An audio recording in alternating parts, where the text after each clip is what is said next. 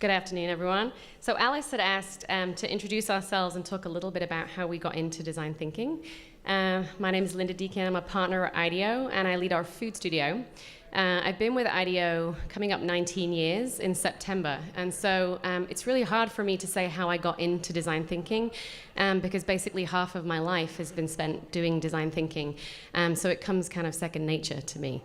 And actually related to that, the title, I'm going to share with you a really thin slice of a presentation that we've been sharing with the outside world, which talks about the role that design can play in helping us build a better food future.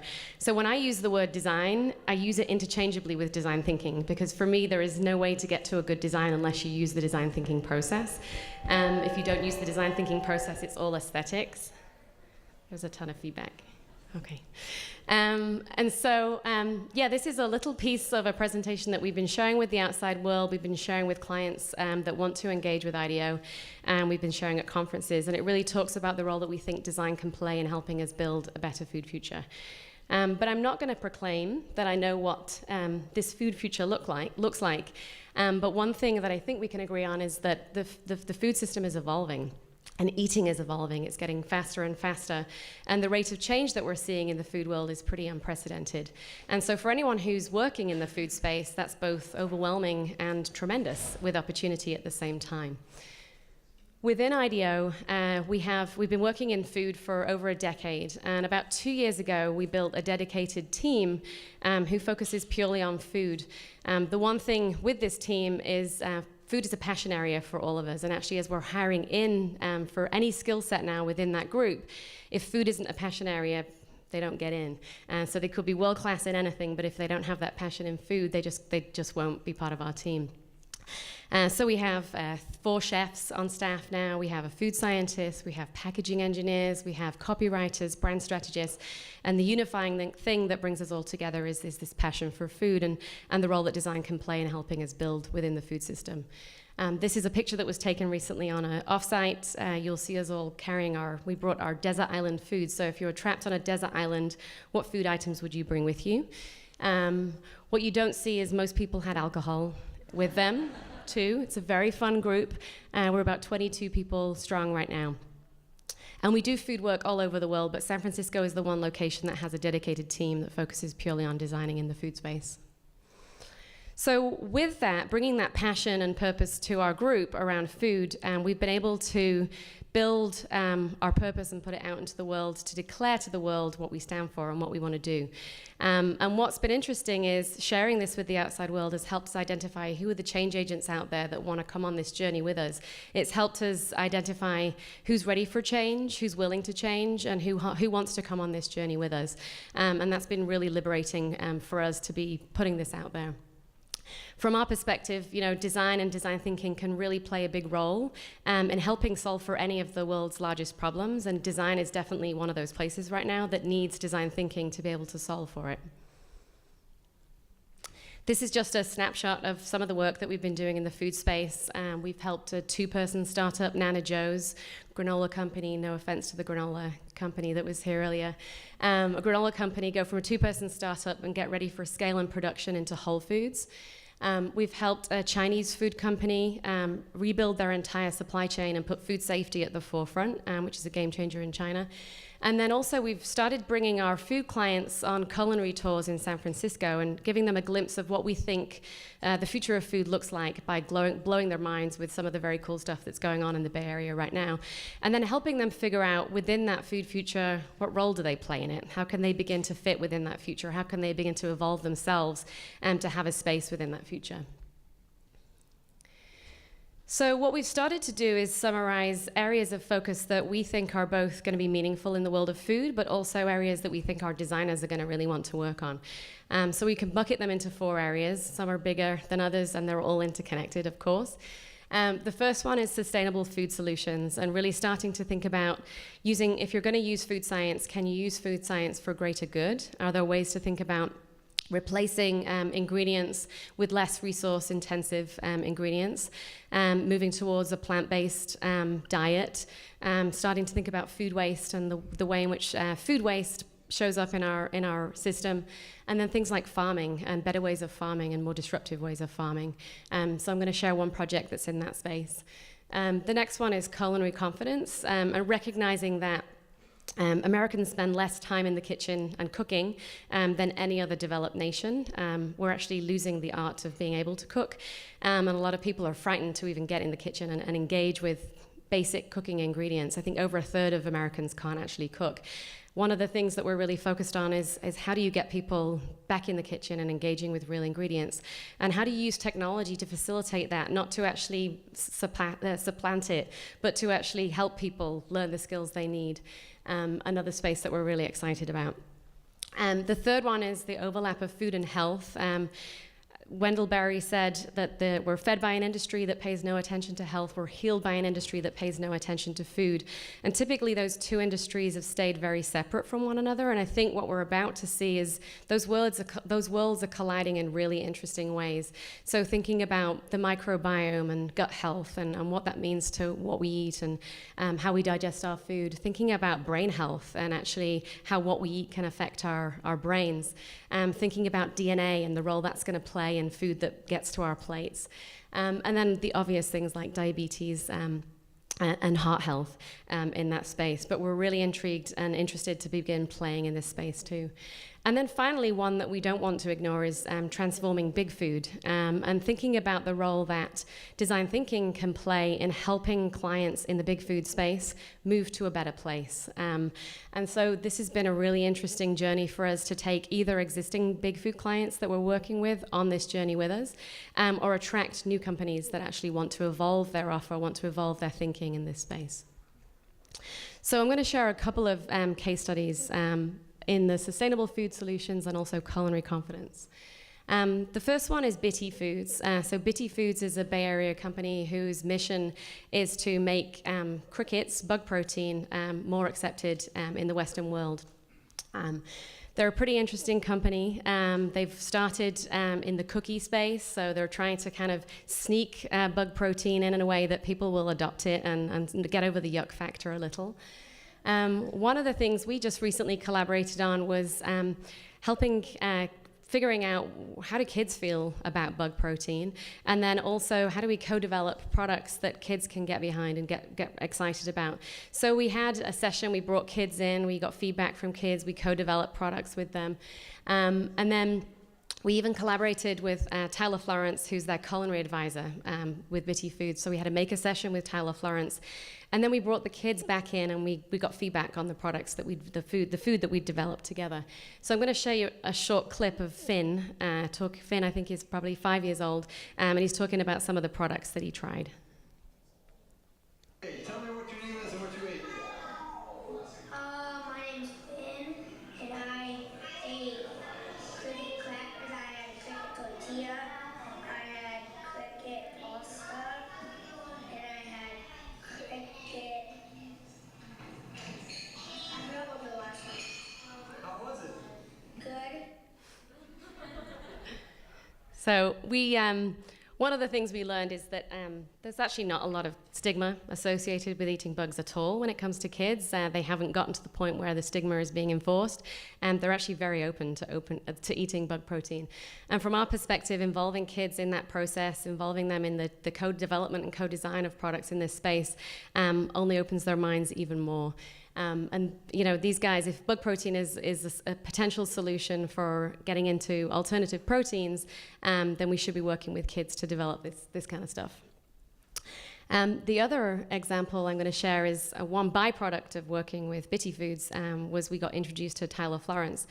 Because he's their culinary advisor. And so an outcome of that was we just announced a couple of weeks ago that Tyler Florence is our chef in resident. So he's actually at IDEO working on projects. He's working on our projects and we're working on his projects. And the reason we're doing this is because we have a shared vision around getting people back in the kitchen and engaging with real ingredients. We believe chefs play a critical role in creating food movements, first of all around ingredients and flavors, but also now political movements and getting people to change their behaviors in a new way. So incorporating Tyler and actually other chefs in that process is a big way for us to take that thinking and move it in the right direction. So I'll share a short clip of Tyler. I'm Tyler Florence, and I'm the chef in residence here at IDEO in San Francisco, California. And I am thrilled to collaborate with the greatest design firm in the world on what the future of food looks like.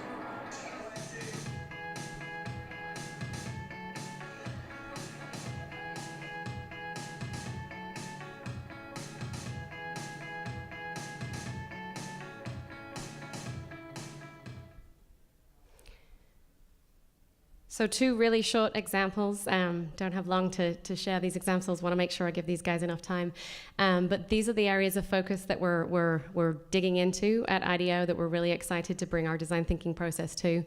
And one of the most important things we've been doing is asking ourselves and our clients as individuals the roles they play as sort of humans in the food space. How are they going to use design to build this better food future? Thank you.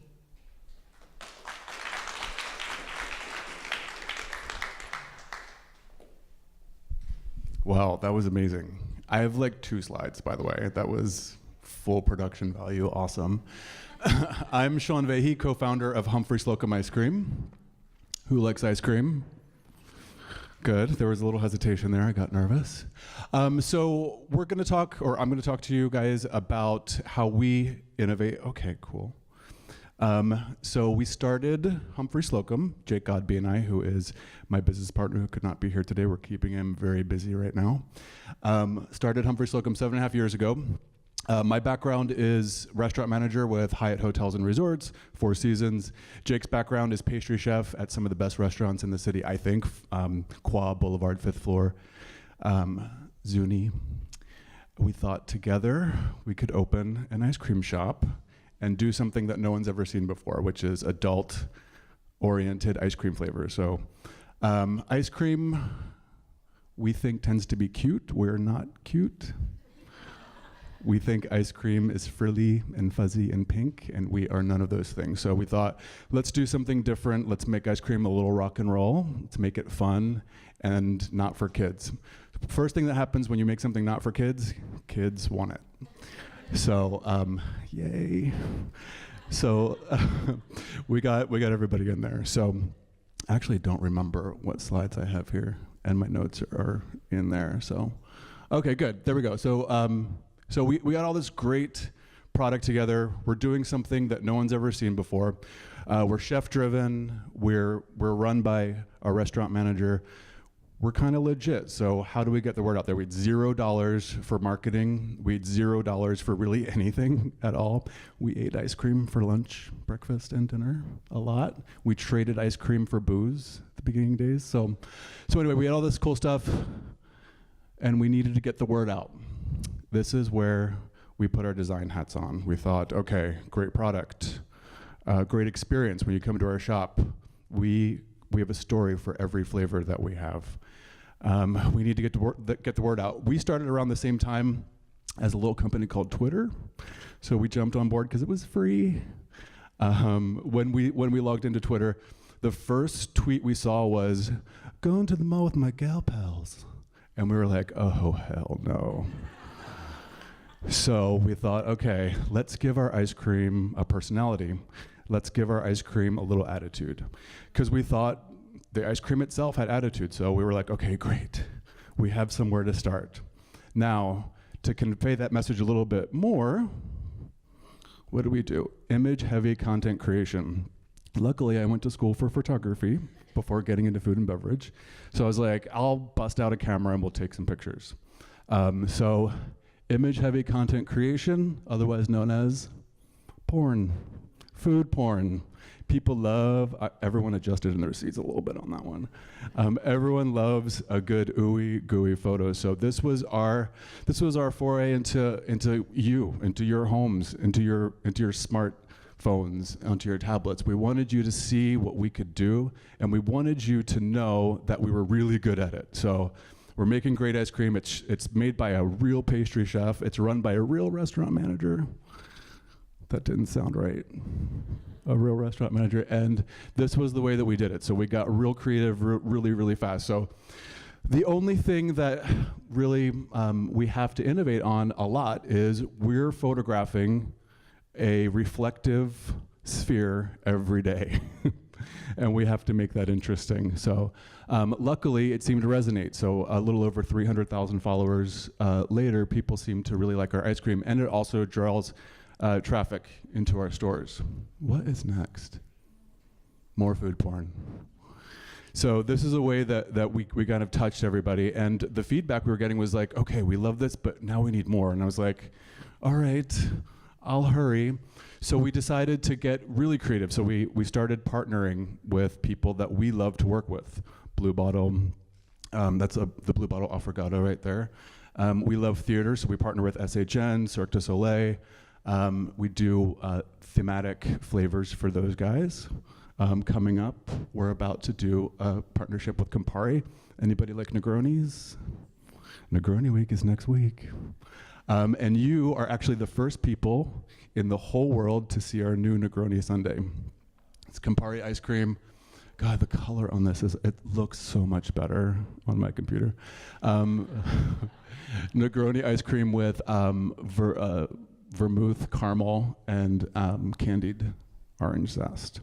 So anyway, through these partnerships, we decided to get even crazier. We're always looking for new things. We're about to jump on board with cabaret. We're going to do a cabaret flavor. After that, we're going to do Hedwig and the Angry Inch. Jake gets inspired. We're not going to do the Lion King. That doesn't inspire Jake. So we try to get our ideas from pop culture, from people around us, from people who we love to work with. I just went through that like super fast. It's so funny because I do remember the note on this, which is please validate me. It's nice to hear. It's nice to hear that what you've done is working. Most recently, we were named Top 5 Ice Cream in America. If you've ever seen that episode, I tell people that ice cream cures hangovers. And it's true. It worked this morning. But yeah, it's nice to hear that what you do, people appreciate and people like. And that's it for me. Oh no, what's next? There's one more, sorry. So what's next? We just hit all of Northern California Whole Foods. So out of 43 Whole Foods in Northern California, we were in 40 of them, and Reno. Who knew? Reno. I spent yesterday in the South Bay doing food demos for Whole Foods employees, just introducing our ice cream to people. I stood in 2 Whole Foods break rooms, handing out ice cream and explaining who we were. It wasn't glamorous, but it was a lot of fun. And now we get to share our ice cream with even more people. So Whole Foods has been a really great partner. We've had a lot of fun. And hopefully Southern California will be next. Also, nobody else knows this, but I thought I'd reveal today we're designing an ice cream truck. That will be revealed this summer. So yeah, beep beep. It will not be playing the ice cream theme song. It will not look like a typical ice cream truck. Jake and I, the first thing we wanted to have was bullet holes in the side of it. And yeah, it won't be playing the doo-doo-doo-doo-doo. It's going to be something a little more hardcore. So anyway, thank you. And that's it. Follow us at Humphrey Slocombe. I did not bring ice cream, sorry, but next time.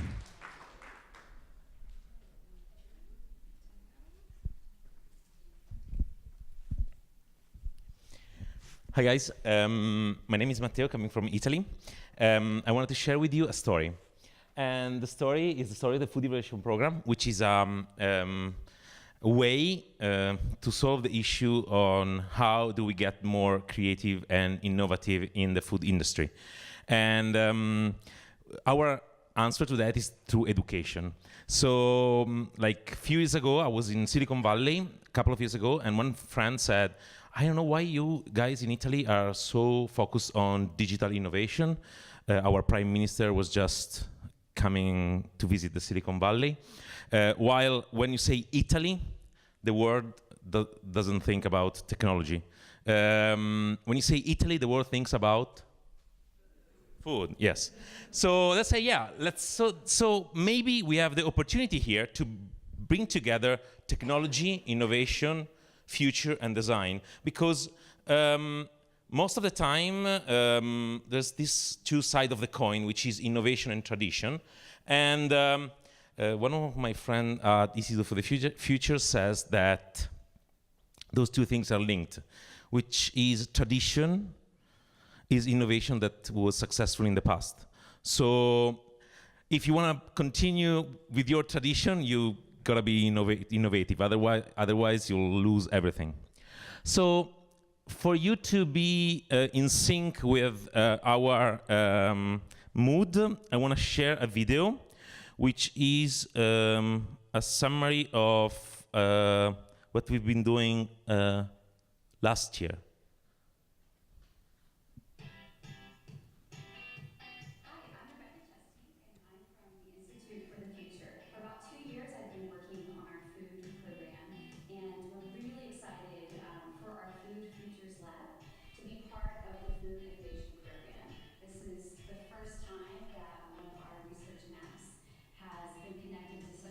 An exciting, action-oriented educational experience. And in this space that we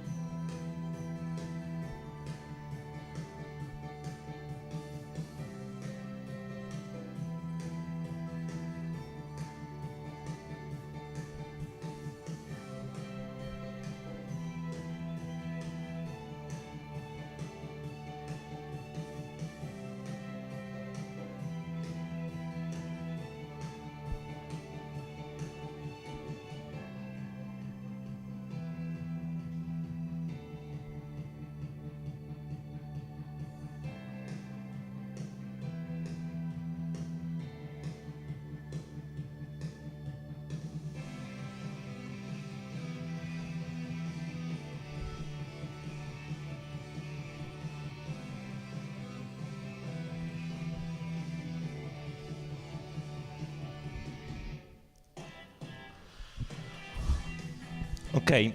Um, many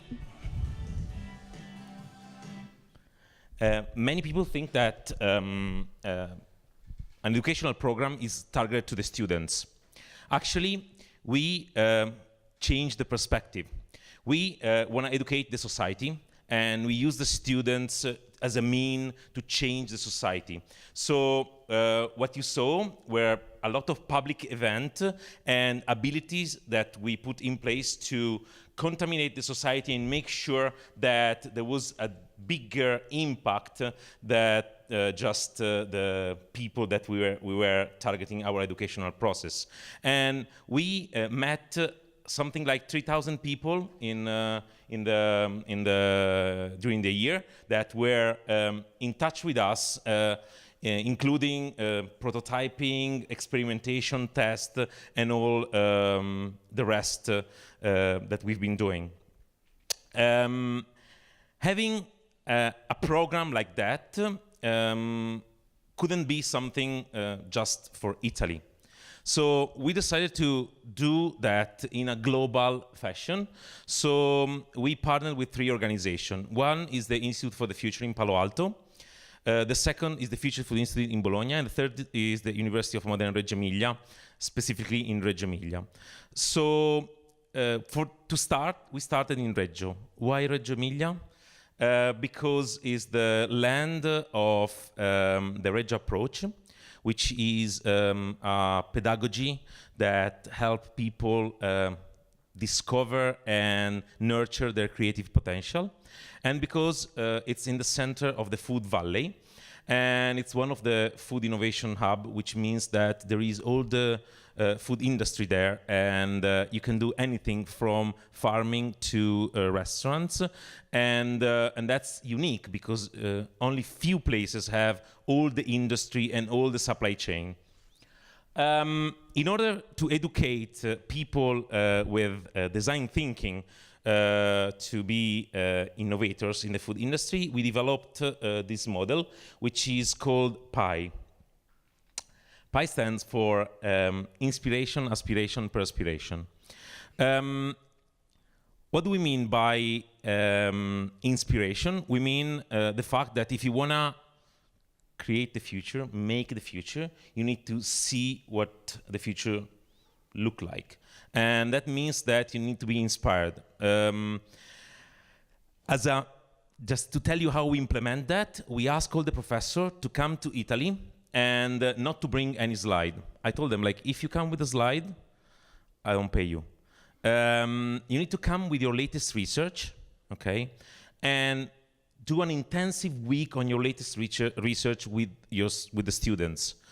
And I get these professors saying, what? Like, the people at the Food Innovation Program are like any background, and I'm a professor at MIT. How can I like work in my research with them? And I say, find a way. Just explain to them, make them understand, and then see what happens. And then the best result I've got is that the professor said, that's the best experience of my life. Like, I was always in a lab, and then you put me in this place, which is in the center of town, with 20 students from 11 different countries and different backgrounds, and my research bloomed.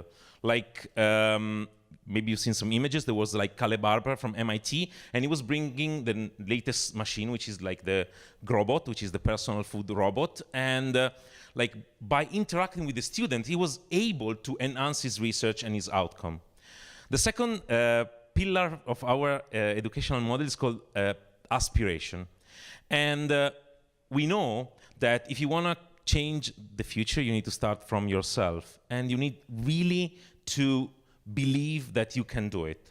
So in order to implement that into the program, we helped the students to get in touch with entrepreneurs, startups, opportunities. The World Expo was there, and we also enable a personal learning and personal project to bloom. So out of the program, at the end, there were like 4 startups, and 2 of them were already financed and in the market. And that because we thought that if you want to aspire to become somebody or someone or to create something, that's what we should provide you in terms of means. The third pillar is called perspiration. It's because the only way to learn innovation is by doing it. So in the last part of the program, we basically help the students to interact with companies from an insider perspective. So we put them inside the R&D of major food companies and technological companies in order for the students to contaminate the company and for the company to contaminate the students.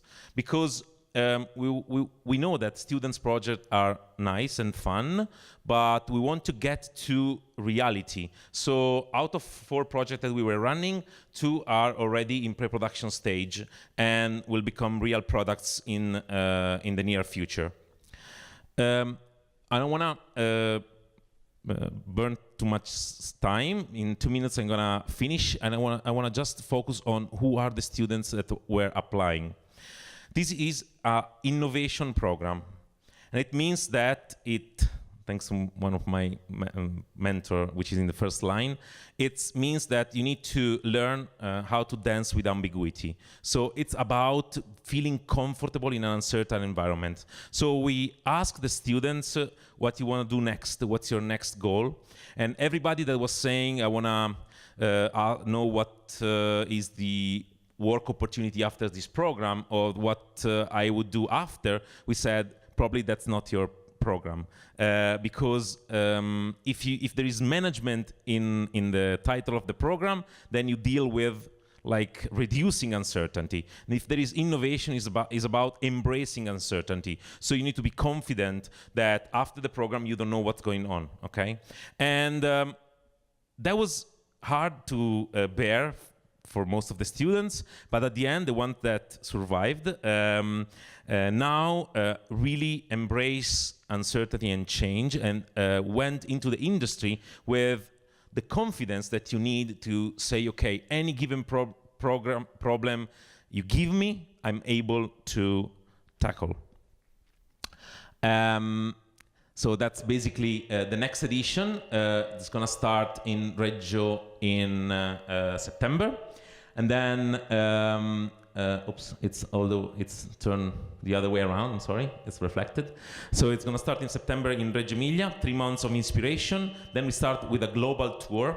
We'll drive the students across the globe from Reggio Emilia to Shanghai, Singapore, Tokyo, San Francisco, UC Davis, and Stanford, and then to MIT. And then we will drive them to real company project from March to September.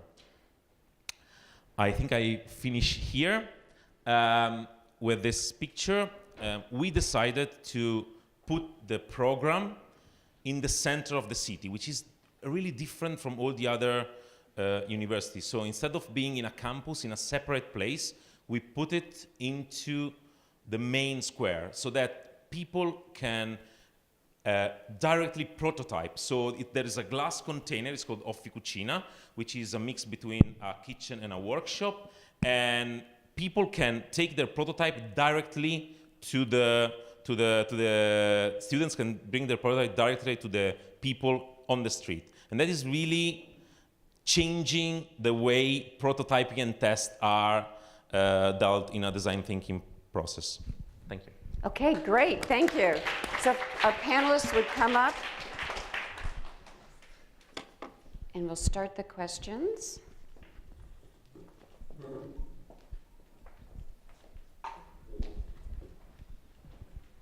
Okay, all right, thank you.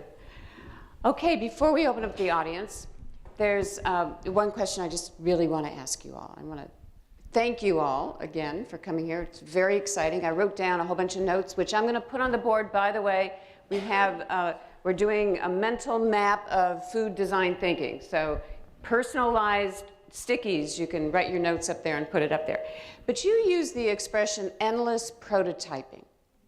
So can you tell us what prototyping means in design thinking, and how do you get the feedback? Prototyping, it's a way to learn. So actually we had a lot of issues with the industry that they think prototyping is a way to like show the end of a design process, but we think that prototyping is a way to make your idea tangible and make sure that in the process of learning you socialize your idea. So instead of being something that you need to show, it's something that the team uses to materialize their ideas and make sure that they instantly learn from testing with the users. And so I think that's the essence. Sean? Prototyping is where we have fun. Yeah. We love playing with food. I always say, like, play with your food. That goes for ice cream as well. So today's a great example, and another reason that Jake couldn't be here is we're putting together our pitch and our tasting for Cabaret the Musical that we were just talking to you about. So we have to put together, in essence, a prototype where we sit down with our partners, or we're sitting down with Campari, and we're going to say, this is what we're going to do. This is what we're thinking about. What do you think? I don't know if you've ever worked with a chef before, but they don't always like feedback. But that's how we have to play the game sometimes.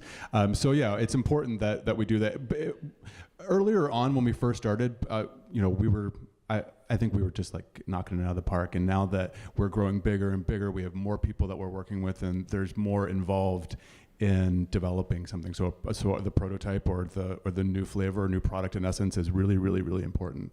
You have to be able to taste, touch, feel, share your ideas, be able to explain it. And there's also a feeling behind our ice cream. So that prototype comes into play when I'm sitting there doing a pitch saying, this is how we feel, or how we want you to feel when you taste this. This is what we want you to think. And ta-da, does it? Not always, but most of the time. So yeah. That's my version of prototyping for ice cream. Okay, thank you. Can the public get involved in the prototyping? Sounds like fun. Off the record, don't share this with anybody. But I did ask Jake that because we were getting a lot of requests, and a lot of people have a lot of ideas. Again, a chef sometimes doesn't want to hear a lot of feedback. He's real, and I'm not throwing him under the bus here. He's really great. He's really personable, but he's like, okay, let's put up a suggestion box. Let's cut a hole in the bottom of it and put a trash can underneath. And I thought, I'm gonna go ahead and stop this conversation. But no, we're always open. We're really lucky to be in San Francisco. We have a lot of farmers and butchers and everybody from every walk of life that bring us products, and they say, what can you do with this? That's how we made prosciutto ice cream. We were given a giant prosciutto bone, and that's how we made our first prosciutto ice cream, and of course went on into a lot more meat flavored ice creams. But yeah, so we do get approached a lot. It doesn't mean anything's going to come of it, but yeah. Okay. So yeah, did I answer your question? Yes. Okay. Lynda. Yeah, we have a saying at IDEO, which is a picture speaks 1,000 words, a prototype speaks 1,000 pictures. And so just this sense that the more tangible you get, the more you're going to learn, and the further you're going to move forward in the process. And we're not tied to prototypes at all. In fact, they're very disposable. And the quicker you can make it, and the more rough and rapid and ready it is, then the more you can learn from it. So I think when our clients come to us, typically they think about prototyping and validation and very expensive prototypes. You can make a prototype out of anything, and it should feel very disposable, and you should use it as a learning tool. Just use it to learn from. Okay, Puneet, would you help us with questions from the audience? One right over here.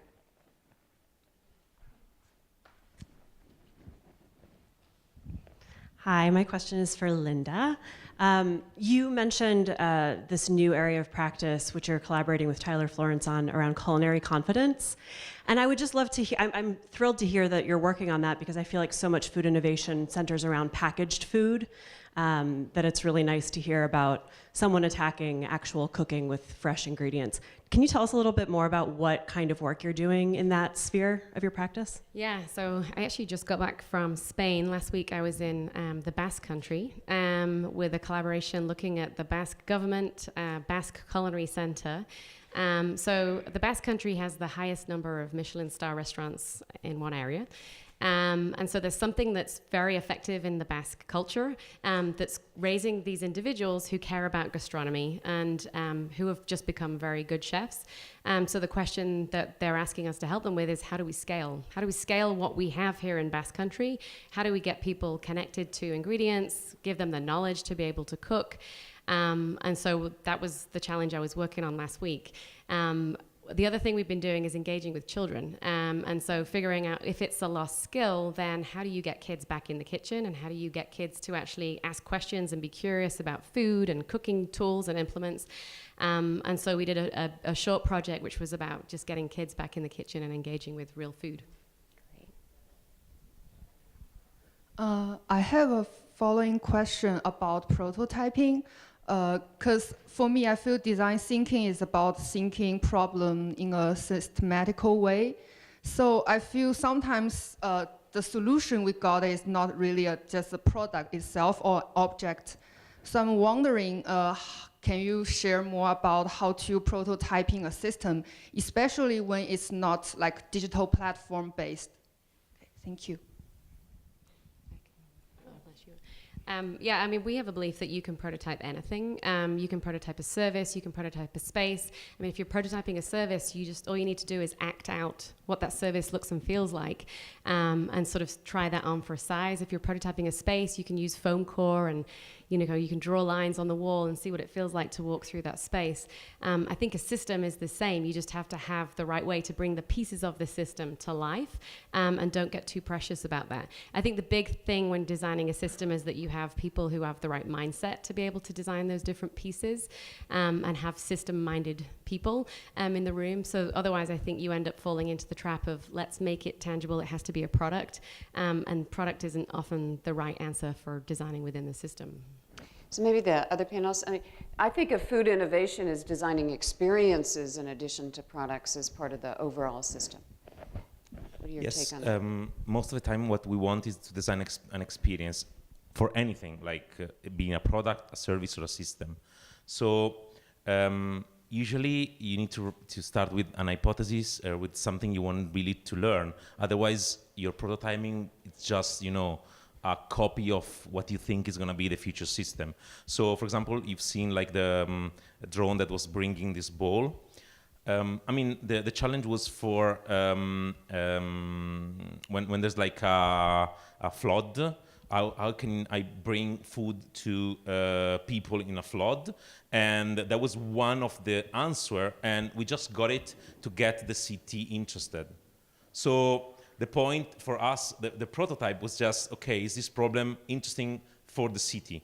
And we designed a solution that for us was just something, and we got the city interested, and so that led to more discussion, and then eventually to a final system that they implemented to solve that issue.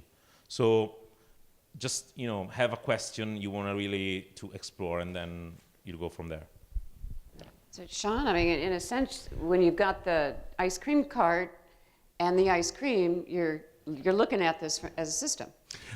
Exactly. Well, the example I was going to bring up was consumer packaged goods. We're just diving in face first to CPG, and working with people who know exactly what they're doing is great, because we certainly aren't experts in consumer packaged goods. But that's where we started. We started with a feeling. How do we want to convey what you feel and what we do? And that starts with asking those questions and dissecting all of those things. It's ice cream, but at the same time, it's ice cream that has a lot to say. It's ice cream that people have never seen before. So I think that starting there and dissecting exactly what you want to happen is the best place to start. That goes for our new packaged goods. That goes for our new food truck that we're doing. We want you to decide about how you feel about us within like 1 second. So I think that coming up with the feeling is the best way to start.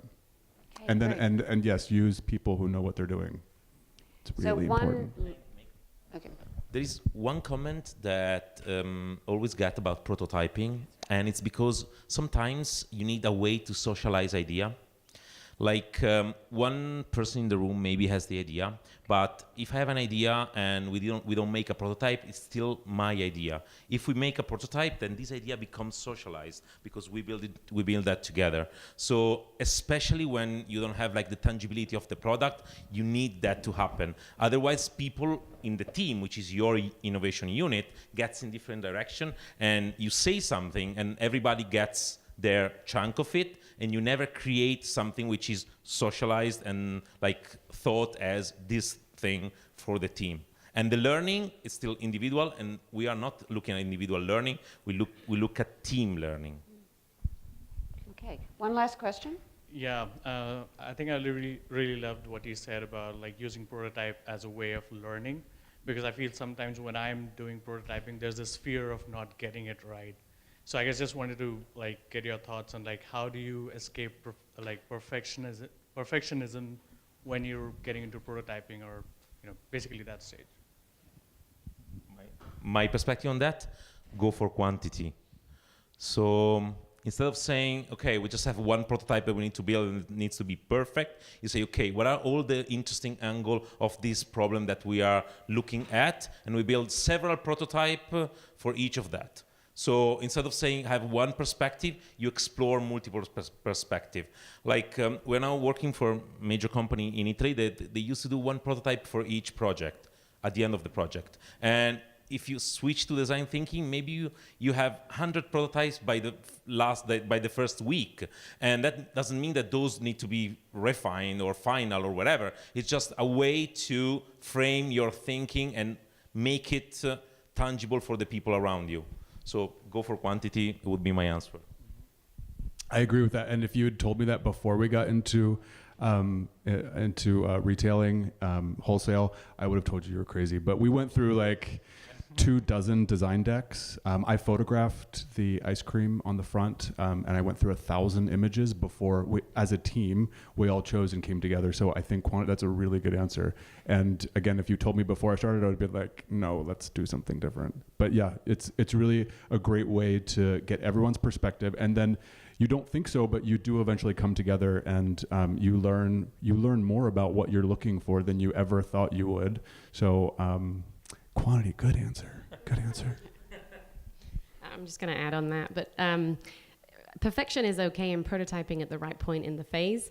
And if you're getting towards the end of the phase when you're moving into design implementation, then a perfect prototype is great. That's what you want to hear. What you want to hear up until then is what's imperfect about it, because that's going to help you understand the space you're designing in and the behavior you want to design for and how you can help people using design to move in the right direction. So those imperfections are the best things you can put in a prototype because they're going to help you learn and get further faster. So I think we all have 1,000 questions. I know I do, but our time is up, and we're going to have a reception, a cocktail period where we're going to have a chef do the experience for us, both cervece and drinks. So we can ask questions then. So let's thank our fabulous panel.